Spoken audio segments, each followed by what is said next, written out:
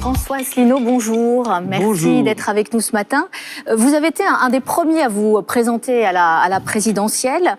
Il faut 500 signatures pour participer à cette élection. Où est-ce que vous en êtes, vous, dans vos signatures? Écoutez, je suis tout à fait confiant.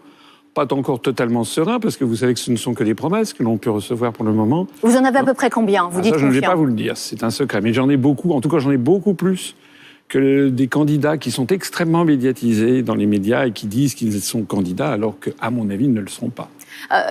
Est-ce que, par exemple, vous êtes comme Éric Zemmour, comme Jean-Luc Mélenchon, comme Marine Le Pen? Est-ce que vous fustigez ce système de parrainage? Je rappelle juste que les élus doivent rendre public leur parrainage. Est-ce que vous trouvez que c'est un système injuste? Je trouve qu'effectivement, le système de la publicité n'est pas juste, parce que beaucoup de maires hésitent quand même à prendre une position, d'autant plus qu'ils peuvent avoir des mesures de rétorsion. Donc ça, de ce point de vue-là, je ne trouve pas ça juste. Mais il y a beaucoup d'autres choses qui sont injustes.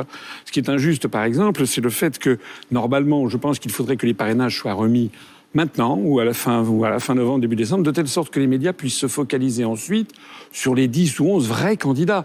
Parce que sinon, mais vous parlez de qui? Parce que quand je vous ai posé la question en début d'interview, vous dites qu'il y a certains candidats qui finalement disent qu'ils le sont et qu'ils ne le seront pas. Vous pensez verrez, à qui? je pense que les Français le verront. Ils verront au mois de février. Non mais vous pensez à qui? C'est Nicolas Dupont-Aignan, Éric Zemmour? Écoutez, vous verrez. Ce que je sais, c'est qu'il y a des candidats qui sont présentés dans les médias, qui ont beaucoup de temps de parole, alors que moi, je vous remercie de m'inviter. Mais ça fait quand même 2 ans et demi que j'ai 0 seconde sur tous les médias du pays. Et donc, je trouve que ça, si les médias savaient, par exemple, au mois de novembre, quels sont les vrais candidats, ils se focaliseraient sur les candidats. En 2017, donc vous étiez déjà candidat, vous avez fait 0,92% au premier tour. Est-ce que finalement ça a du sens de se présenter pour faire 0,92%? Alors j'ai eu fait 0,92%, mais les Français m'ont découvert 5 semaines avant le premier tour.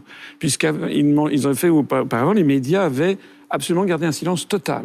Et pendant la campagne, j'ai eu droit à 0,8% du temps de parole, quand d'autres candidats, à commencer par M. Macron, avaient droit à 23 ou 24% du temps de parole. Donc, bien entendu, on ne peut pas faire des miracles lorsque les gens ne vous connaissent pas. Hein. Donc, ce que je pense, c'est que les analyses que je fais, ce sont beaucoup confirmé par les événements. Le Brexit a eu lieu. Vous savez que je propose... Alors, justement, on va rentrer un petit peu dans le fond. Pourquoi est-ce que vous feriez mieux cette fois-ci? Parce que finalement, c'est vrai que vous avez le même programme qu'en 2017. Vous voulez sortir de l'euro, sortir de l'Europe, sortir de l'OTAN.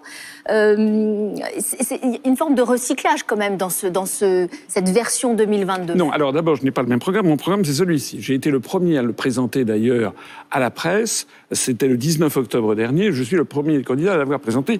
Il est en ligne, disponible gratuitement sur notre site. Alors la nouveauté, c'est quoi? UPR.fr ou Asselineau 2022. Parce que le Frexit, ça, on avait bien compris. Non, mais il faut bien comprendre que ce que je propose, le Frexit ou la sortie de l'Union européenne ou de l'euro, ce sont des conséquences. Moi, ce que je veux, c'est faire ce que les Français veulent. Les Français, ils veulent arrêter les délocalisations. Tant qu'on est dans l'Union européenne, avec les traités européens, on ne peut pas lutter contre les délocalisations. Les Français, ils veulent stopper l'immigration qui est trop importante. Il faut donc sortir de l'espace Schengen et revenir sur certaines jurisprudences de la Cour de justice. Regardez, c'est ce que disait M. Michel Barnier.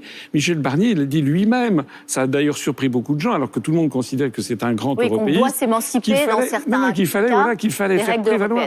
Donc ce que je dis est fondé sur des analyses très précises. Et mon programme propose beaucoup d'autres choses que la sortie de l'Union européenne. Par exemple, l'augmentation du niveau de vie. L'augmentation du niveau de vie, madame. Nous, on propose 24% en 5 ans, 24% sur 5 ans, en plus de la dérive inflationniste.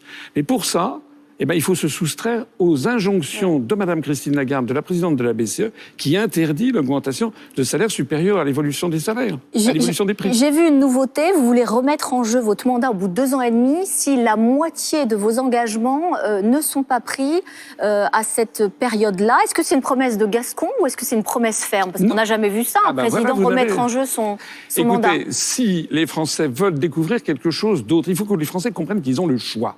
Il n'y a pas 4 candidats à l'élection présidentielle. Il va y en avoir sans doute 10 ou 11, dont moi, qui ai un programme très original, dans lequel je propose le RIC. Vous savez que demandent les Gilets jaunes. Ce n'est pas d'ailleurs de la mode, puisque je le proposais déjà il y a 5 ans. Et dans le cadre de ce RIC, je propose que si je prends l'engagement que si je n'ai pas mis en œuvre la moitié des promesses pendant la première moitié du quinquennat, eh bien, je ferai un référendum révocatoire. Et pourquoi je fais ça? Parce que je dis que moi, je vais pouvoir mettre en œuvre mes promesses parce que je sortirai de toutes les contraintes juridiques qui nous sont imposées par les traités européens, par la Commission européenne, par la Banque centrale européenne et également par l'OTAN. Depuis février dernier, vous êtes mis en examen pour des faits présumés de harcèlement sexuel et d'agression sexuelle sur 2 anciens proches. Est-ce qu'on peut être, en 2021, candidat à la présidentielle et mis en examen pour des faits de cette nature? Alors, d'abord, j'ai un casier judiciaire totalement vierge. Deuxièmement, les faits dont vous parlez, ce sont des faits qui ont 2 ans d'âge.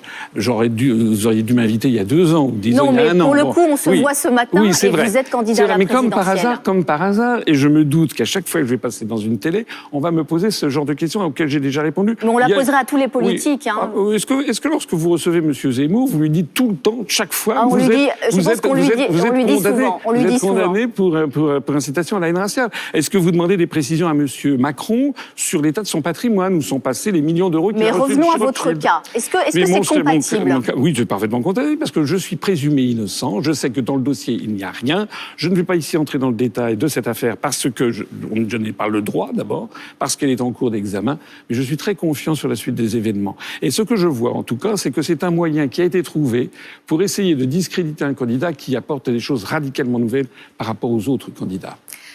Un mot sur la candidature d'Éric Zemmour. Quel regard vous portez sur lui ? Écoutez, moi je pense qu'il dit des choses qui sont intéressantes, il dit des choses qui correspondent, certaines correspondent au sentiment d'un certain nombre de Français, mais comme je le lui avais dit lorsqu'il m'avait invité sur CNews il y a 2 ans, je l'avais déjà dit, j'avais dit, le seul résultat de ce que vous proposez, c'est de mener à la guerre civile. Parce qu'un président de la République, il doit rassembler. D'ailleurs, j'attends toujours que M. Zemmour nous donne des propositions concrètes. Parce qu'à part taper sur les musulmans et sur l'islam, il fait quoi? Il y a en France 3 millions de Français, de nationalité française, qui sont musulmans. Il fait quoi? On ne le sait toujours pas. Donc il regarde l'avenir dans un rétroviseur. Il a aussi le passé. Moi, je veux une France ouverte, dynamique. D'ailleurs, je vais prendre... Donc, le 15 décembre, je vais lancer une grande initiative. On va passer à la phase 2 de notre campagne. Et vous allez voir qu'il y a beaucoup de jeunes qui me soutiennent, contrairement à ce que peuvent penser les observateurs. Donc, en aucune mesure, vous pourriez un jour vous rallier à cette candidature, à celle d'Éric Zemmour? Non, mais nous ne sommes pas du tout... nous n'avons pas de lecture raciale des choses. Nous avons une lecture qui consiste à faire prévaloir avant toute chose le rassemblement des Français sur la souveraineté et l'indépendance nationale de la France. J'observe que M. Zemmour, comme d'ailleurs Mme Le Pen, ne propose ni la sortie de l'Union européenne, ni la sortie de l'euro. Donc, ils seront obligés... Parce que c'est compliqué aussi. Enfin, on a vu ce qui s'est passé lors de la dernière campagne. Oui, mais écoutez, ils sont en fait comme Mme Pécresse ou comme tous les autres candidats. Ils seront obligés de mettre en œuvre les programmes qui sont prévus par la Commission européenne. C'est pour ça que, vous savez, les Français sont tellement déçus qu'il y a de plus en plus d'abstention. Parce que les Français, ils votent à droite, ils votent à gauche. En fait, au bout de 6 mois, ils découvrent qu'ils ont toujours le même programme qu'ils rejettent. Moi, je leur explique pourquoi ils ont le même programme. Voilà. François Asselineau, merci. Merci d'avoir été avec nous ce matin. Bonne journée. Merci. Merci François Asselineau. Merci Alix.